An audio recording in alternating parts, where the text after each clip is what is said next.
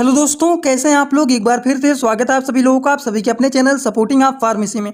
दोस्तों, आज का ये वीडियो आप लोगों के लिए बहुत ही महत्वपूर्ण होने वाला है, क्योंकि आज के इस वीडियो में आप लोगों को बताने वाला हूं पाइल्स डिजीज के बारे में, मतलब बवासीर बीमारी के बारे में। अगर किसी को बवासीर हो जाता है तो ये बीमारी होता क्या है, ये बीमारी होने पर क्या क्या प्रॉब्लम देखे जाते हैं, ये बीमारी को ठीक करने के लिए कौन कौन सी दवाइयाँ दिया जाता है, सारी की सारी बात आप लोगों को एक ही वीडियो में बताने वाला हूँ। दोस्तों, अगर आप मेडिकल के प्रैक्टिस करने वाले छात्र हैं तो आप लोग इस वीडियो को एक बार पूरा जरूर देखना, क्योंकि इस तरीके के पेशेंट आप लोगों को हमेशा देखने को मिलेंगे। क्योंकि ये आम बीमारी नहीं है, ये बहुत ही कॉमन डिजीज है, जो कि 80% लोगों को देखा जाता है कि इस बीमारी से परेशान रहते हैं। किसी को ज़्यादा हो जाता है, किसी को हल्का फुल्का रहता है, मतलब किसी को नॉर्मल रहता है, किसी को मीडियम रहता है, और किसी को यही बीमारी हाई लेवल पर हो जाता है, जिसका ट्रीटमेंट करना बहुत ही ज़रूरी होता है। तो चलिए आज की इस वीडियो में आप लोगों को पूरा डिटेल इसके बारे में बताऊंगा। जो लोग नए छात्र हैं जरूर इस चैनल को सब्सक्राइब कर लेना। स्टार्ट करने से पहले एक महत्वपूर्ण सूचना यह है कि सपोर्टिंग आप फार्मेसी के इस चैनल पर यह वीडियो बनाया जाता है केवल मेडिकल छात्रों के नॉलेज के लिए। कोई भी दवा अपने से ना इस्तेमाल करें बिना डॉक्टर के सलाह के।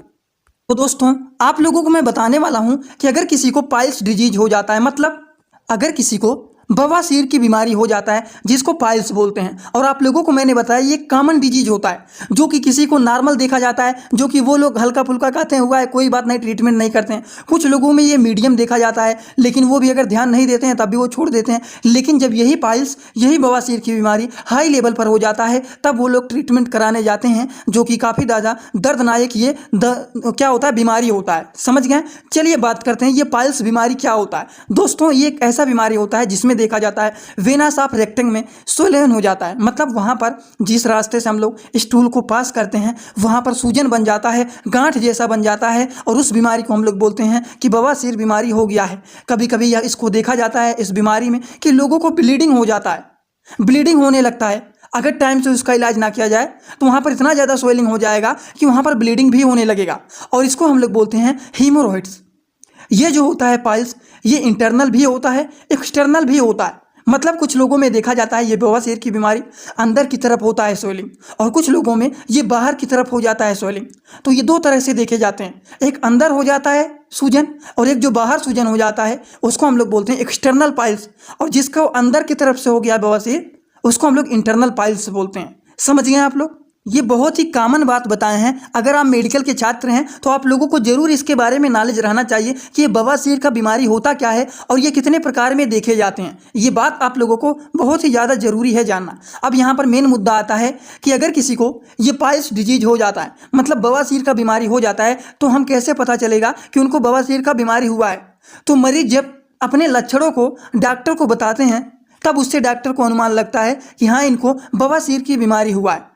तो कौन कौन से लक्षण देखे जाते हैं अगर किसी को पाइल्स डिजीज हुआ है। दोस्तों, अगर किसी को बवासीर का बीमारी हो गया है तो उनमें क्या लक्षण देखे जाते हैं, अब आप लोगों को मैं वो बात बताने जा रहा हूँ। सबसे पहला लक्षण देखा जाता है कि लंप में, जिस रास्ते से हम लोग स्टूल पास करते हैं वहाँ पर बहुत ज़्यादा दर्द होगा, बहुत ज़्यादा ईचिंग होना देखा जाएगा, खुजली होगा, बहुत ज़्यादा दर्द होगा, बहुत ज़्यादा डिस्कम्फर्ट फील होगा, स्टूल में ब्लड ही आ जाएगा, मतलब वहाँ पर हल्का फुल्का ब्लड भी आएगा, ये भी देखा जाता है। और कभी कभी ब्लीडिंग भी आने लगता है, ये भी देखा जाता है। जब स्वेलिंग ज़्यादा हो जाएगा तो ही फूट करके वहाँ से ब्लीडिंग होने लगता है। तो ये होता है कुछ इनके लक्षण। अगर किसी को बवासीर की बीमारी हो जाता है तो उनमें कुछ अलग अलग प्रकार के लक्षण देखे जा सकते हैं। अब इनमें से कोई भी लक्षण देखे जा सकते हैं अगर किसी को पाइल्स डिजीज हुआ है। समझ गए आप लोग। ये होता है पूरा का पूरा लक्षण अगर किसी को बवासीर का बीमारी हो जाता है। यहाँ पर मेन बात आता है दोस्तों, अभी आप लोग परेशान मत होना कि मेडिसिन की बात ही नहीं बता रहे हैं, अभी तो ये सारे कॉमन डिजीज बता रहे हैं, कॉमन बात बता रहे हैं। तो कॉमन बात जानना बहुत ही जरूरी है कि ये पाइल्स डिजीज क्या होता है, पाइल्स डिजीज होने पर, मतलब बवासीर का बीमारी होने पर क्या क्या लक्षण देखे जाते हैं। लेकिन मेन मुद्दा अभी आप लोगों को नहीं बताया हूँ। मेन मुद्दा ये है कि आखिरकार लोगों को बवासीर का बीमारी होता है तो ये क्यों होता है, होने का क्या कारण होता है, पहले आप लोग को ये जानना जरूरी है, और फिर आपको ट्रीटमेंट जानना चाहिए। तो इसके बाद आप लोगों को सीधा और सीधा ट्रीटमेंट के बारे में बताऊंगा। तो चलिए जानते हैं कि ये होने का क्या कारण होता है। दोस्तों, बवासीर बीमारी होने का ये कारण तो सबसे पहला जो मेन होता है वो होता है क्रोनिक कॉन्स्टिपेशन। जो लोगों को लंबे दिनों से पेट में कब्ज बना हुआ है, पेट नहीं साफ हो रहा है, तो इस तरह के लोगों में भी देखा जाता है कि उनको क्या हो जाता है, उनको बवासीर का बीमारी हो जाता है। लेकिन कुछ लोग ऐसे भी होते हैं उनको भी बवासीर का बीमारी होता है कि जो लोगों को बहुत दिनों से डायरिया हो गया है, हमेशा बार बार वो दस्त करने जाते हैं, बार बार स्टूल पास करने जाते हैं, दिन भर में 2 बार 3 बार 4 बार। तो इस तरह के लोगों में भी देखा जाता है कि उनको बवासीर का बीमारी हो जाता है। या फिर जो लोग ज़्यादा वजन उठाते हैं, लिफ्टिंग हैवी वेट, मतलब बहुत ज़्यादा वजन का सामान उठाएंगे, इधर से उधर लेकर के जाएंगे, उनमें भी ये प्रॉब्लम देखा जाता है। या फिर स्ट्रेनिंग पासिंग स्टूल, या फिर जिनका वेट ओवर हो जाता है, जिनका वजन बहुत ज़्यादा हो जाता है, तो ये सारे के सारे कारण होते हैं। अब इनमें से कोई भी कारण हो सकता है। किसी को लंबे समय से पेट में कब्ज बना हुआ है, या फिर क्रोनिक डायरिया, लंबे समय से पेट में दस्त हो रहा है, बार बार दस्त पास करने जाते हैं, ये हो रहा है। या फिर लिफ्टिंग हैवी वेट, बहुत ज़्यादा सामान उठाते हैं ज़्यादा वजन का, या फिर स्ट्रेनिंग पासिंग स्टूल, या फिर वेट बहुत ज़्यादा हो गया है। इनमें से कोई भी एक कारण हो सकता है जिनकी वजह से मरीज को क्या हो गया है, पाइल्स डिजीज हो गया है, मतलब उनको बवासीर की बीमारी हुआ है। तो यहाँ पर हम लोगों ने बहुत ही आसान भाषा में 3 चीज़ों को समझ लिया है कि पाइल्स डिजीज के बारे में पढ़ रहे हैं, बवासीर बीमारी के बारे में पढ़ रहे हैं। तो यहाँ पर हम लोगों ने 3 बात समझ लिया है कि बवासीर का बीमारी होता क्या है, बवासीर बीमारी होने पर कौन कौन से लक्षण देखे जाते हैं, और बवासीर बीमारी होने का क्या कारण होता है। ये 3 बातें आप लोगों को बता दिया हूँ। अगर आप कॉपी लिए हैं तो अपने कॉपी में ये तीनों हेडिंग जरूर लिख लेना कि आप लोगों को ये 3 बात समझ में आ गया है। अब आप कभी भी इसको नहीं भूलेंगे। समझ गए। बात आता है कि अगर किसी को बवासीर की बीमारी हो जाता है तो उनमें कौन कौन से टेस्ट कराए जाते हैं। दोस्तों, टेस्ट की बात करें तो सबसे पहला जो टेस्ट होता है वो होता है फिजिकल एग्जामिनेशन। फिजिकल एग्जामिनेशन में क्या होता है, आप अपने सिम्टम को उनको बताएंगे और उसी सिम्टम को देखते हुए हमें अनुमान लग जाएगा कि हाँ, इनको बवासीर की बीमारी हुआ है। That is physical examination test. समझ गए। दूसरा जो टेस्ट होता है वो होता है rectal test. And rectal test के माध्यम से भी इसको आइडेंटिफाई किया जाता है कि क्या मरीज को बवासीर का बीमारी हुआ है या फिर नहीं हुआ है। समझ गए। ये कुछ अलग अलग प्रकार के टेस्ट होते हैं जिसके माध्यम से आइडेंटिफाई किया जाता है। दोस्तों, अब आप लोगों को मैं बताने जा रहा हूँ, जो पहले से आप इंतजार कर रहे थे कि ट्रीटमेंट ही बताइए, तो अब आप लोगों को बवासीर बीमारी के इलाज के बारे में बताने जा रहा हूँ। तो ध्यान से, जो लोग अभी तक नहीं देख रहे थे, अब आप लोग ध्यान से देखना स्टार्ट कर देना, क्योंकि अब आप लोगों को दवाइयों के बारे में बताने जा रहा हूँ। तो दोस्तों, सबसे पहला जो मेडिसिन है वो है, अगर किसी को बवासीर का बीमारी हो जाता है तो उनको एंटीबायोटिक मेडिसिन दिया जाता है। अब एंटीबायोटिक मेडिसिन की बात करें तो आप दे सकते हैं मोक्सिकाइन या फिर जेनफ्लॉक्स, दोनों में से कोई एक दिया जाता है। समझ गए आप लोग। अगर हम बात करें मोक्सिकाइन एंटीबायोटिक जो होता है तो इसका कंपोजिशन होता है एमोक्सिसिलिन एंड पोटेशियम कैल्वोनेट टैबलेट, जो कि ये मोक्सिकाइन के नाम से फेमस होता है। समझ गए। और इसी तरह से एक और होता है ओफ्लाक्सिन टैबलेट, जो कि ये जेनफ्लॉक्स के नाम से फेमस होता है। ये भी इंडियन फार्माकोपिया का मेडिसिन है और ये भी इंडियन फार्माकोपिया का मेडिसिन है। तो दोनों एक प्रकार के एंटीबायोटिक मेडिसिन है, जो कि दोनों मैनकाइंड कंपनी के द्वारा दोनों एंटीबायोटिक बनाए गए हैं।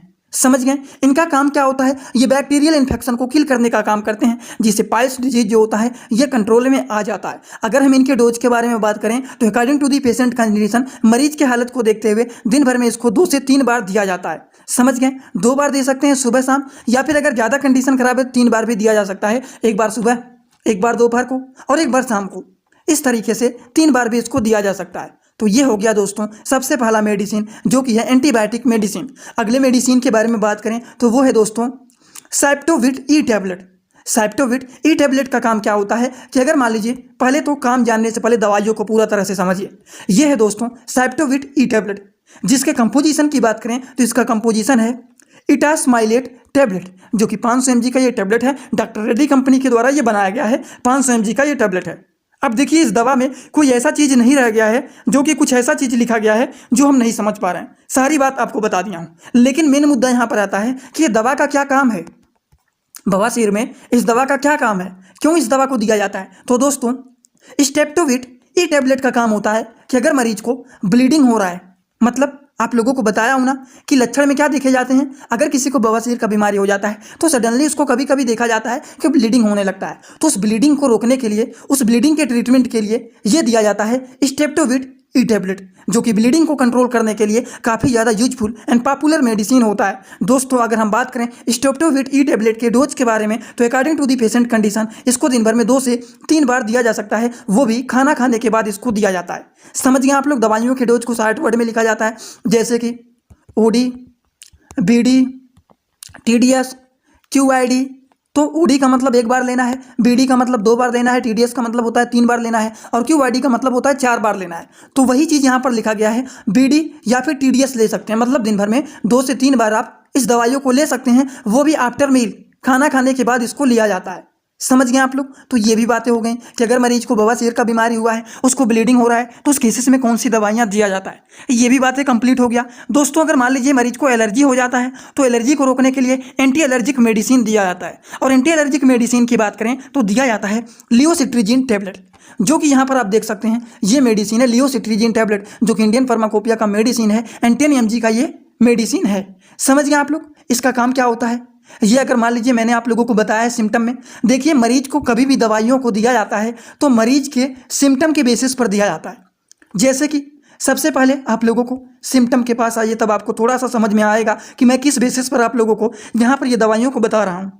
सबसे पहले आप लोगों को एंटीबायोटिक मेडिसिन के बताया हूँ, जो कि बैक्टीरियल इन्फेक्शन को किल करने का काम करता है। उसके बाद लक्षण में देखिए पेनफुल लंप, ईचिंग, तो ईचिंग मतलब अगर वहाँ पे खुजली हो रहा है तो उसको रोकने के लिए भी मेडिसिन दिए जाते हैं, जो कि अभी आप लोगों को बताने जा रहा था। उसके बाद सडनली ब्लीडिंग होने लगता है या फिर स्टूल में ब्लड आने लगता है, तो इसको रोकने के लिए भी आप लोगों को मेडिसिन बताया हूँ। डिस्कम्फर्ट फील हो रहा है, ईचिंग हो रहा है, तो उसके लिए कौन सी दवाइयाँ दिया जाता है, तो ये सिम्टम के बेसिस पर मेडिसिन को दिया जाता है। समझ गए। वही बात आप लोगों को मैं यहाँ पर मेडिसिन में बता रहा हूँ। सबसे पहले एंटीबायोटिक के बारे में बताया हूँ, फिर आप लोगों को बताया जैसे कि मरीज को सडनली या फिर ब्लड में स्टूल में ब्लड आ रहा है तो उसको रोकने के लिए स्टेप्टोविट ई टैबलेट को दिया जाता है। और इसके बाद आप लोगों को मैंने बताया है एलर्जी को रोकने के लिए, जैसे कि मरीज को एलर्जी हो गया है या फिर ईचिंग हो रहा है तो उसको रोकने के लिए लिवोसिट्रीजिन टैबलेट को दिया जाता है। According to the patient condition dose को प्रिस्क्राइब किया जाता है। ओडी से बीडी इसको दिया जाता है, दिन भर में 1 से 2 बार इसको दिया जाता है। समझ गए आप लोग। ये भी बातें आप लोगों को पूरी तरह से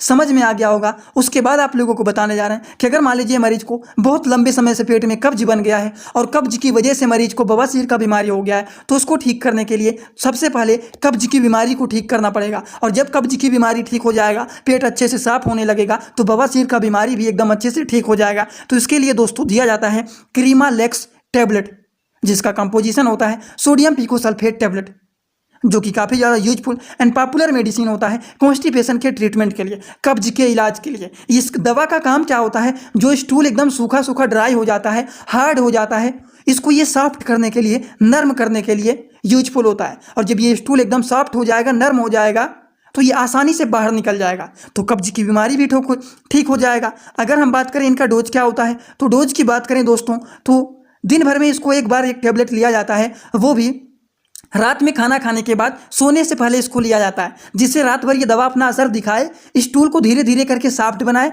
और सुबह में आपका पेट एकदम अच्छे से साफ हो जाए। इसीलिए इसको रात में खाना खाने के बाद सोने से पहले इसको एक टैबलेट लिया जाता है। समझ गए आप लोग।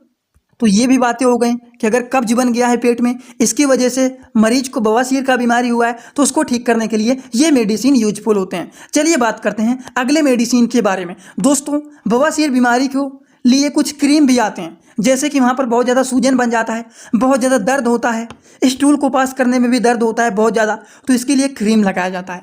अब दोस्तों क्रीम की अगर बात करें तो एक क्रीम आता है, ये होता है लिग्नोकेन हाइड्रोक्लोराइड जेल, जो कि इंडियन फार्माकोपिया का ये जेल होता है। थोड़ा सा और जूम कर देता हूँ तो आप लोगों को यहाँ पर दिख जाएगा। ये है LIGNOCAINE